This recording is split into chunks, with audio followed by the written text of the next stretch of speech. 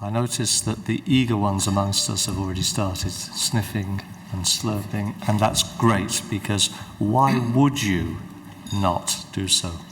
But I think the next thing that's going to happen is there'll be a little bit of a chat from our friends here who are going to talk us through these wines that we have in front of us. So for those of you who have not started yet, you can take your first glass of Emir. And if you take the first nose,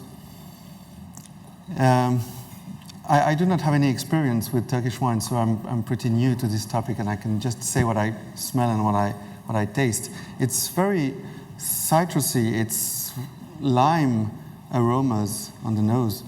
It's very fresh and lively. It has a good structure, a good minerality, and relatively long finish. It's very pleasant as aperitif wine. What is your insider opinion?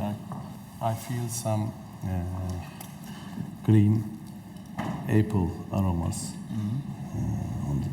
on the palate, and it's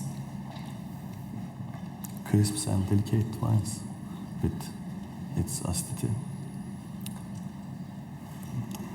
Yeah, it's very fresh. It has much acidity, and it's surprising for us to have a Mediterranean wine so fresh and not heavy in aromas. It's quite northern style. Okay, we can move on to the next. It's Narince from the Tokat region.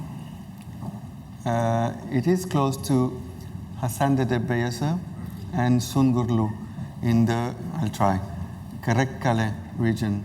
Yes. Is that right? Yeah. Okay. I think, as Jose said, not necessarily what you'd expect to find from the Eastern Mediterranean. Tastes, particularly the Emir, tastes much more like it could have been made in Northern Europe, with this zestiness that it has to it. But this just goes to demonstrate the breadth of terrain, the breadth of climate in Turkey. I always think of Turkey as a continent more than a country. And I think that really shows from these wines as well. Yeah, the next one, Narince, is more powerful, has more powerful aromas, and I can smell very ripe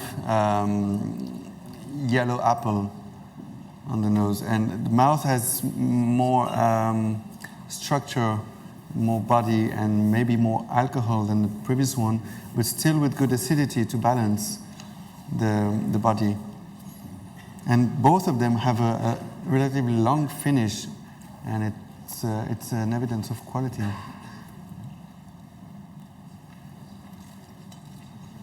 Kalecik Karası, okay, the black from Kalecik. It comes from Kalecik district, as you said. It's grown in Turkey since the Hittite Empire. That's what we read, but I need evidence to confirm. So I'm surprised with this Kalecik Karası because it's very fruity. It's very fresh again. I have aromas of cherry marmalade, for example, and maybe one that was not listed on your slide.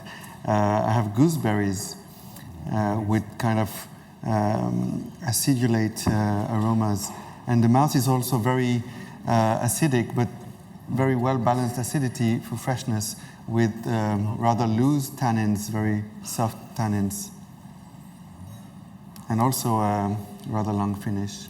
Could we say that Turkish wines are only good for going with for matching with Turkish food? Well, I think on the strength of the first three that we've drunk, then absolutely much more than that. What we're talking about is winemaking and great varieties here that are very supple and flexible and very easy to match with a lot of different types of food. Kızgızı is from the Elazığ region. It has links, genetic links with some varieties from Georgia or Jaleshi and Eastern Anatolia, Besni. These are obscure ones. You don't have to write down notes. And it also the same as Kara Erik in the Elazığ region. And this is a more serious nose. It's really powerful. It has, again, fruit notes of, I would say, blueberries, very strongly.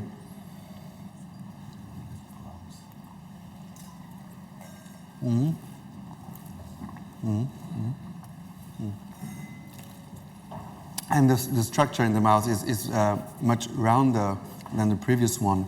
It has not many tannins, but it has some glycerol, giving a smooth palate and a really smooth impression on all the tongue and the palate, and it's more powerful than the previous one, but it's still balanced and finish on, I would say, strawberry marmalade, something like that. Okay, and we can move on to the last. Boaz Kere. Yeah. Okay, Boaz Kere. So if we taste this variety,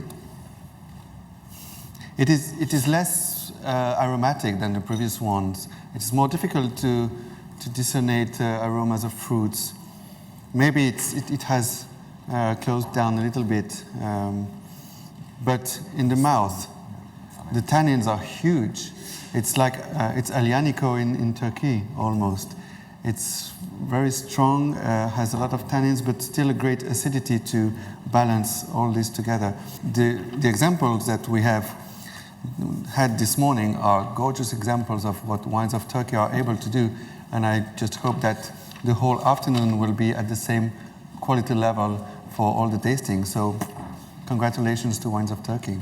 Modern Turkey has tremendous depth behind its modern wines. This depth comes from a culture that goes back to Hittite times. This depth comes from a wine drinking as well as a wine making culture that is still extant. There's a lot of knowledge there, and there's a lot of DNA there to say that, yeah, this could easily be the cradle of the domesticated grape. Great if it is. Even greater, I think, is that the proof of all this greatness is in the tasting. Let's have a bite of lunch and then we'll really get into it this afternoon. Thank you very much.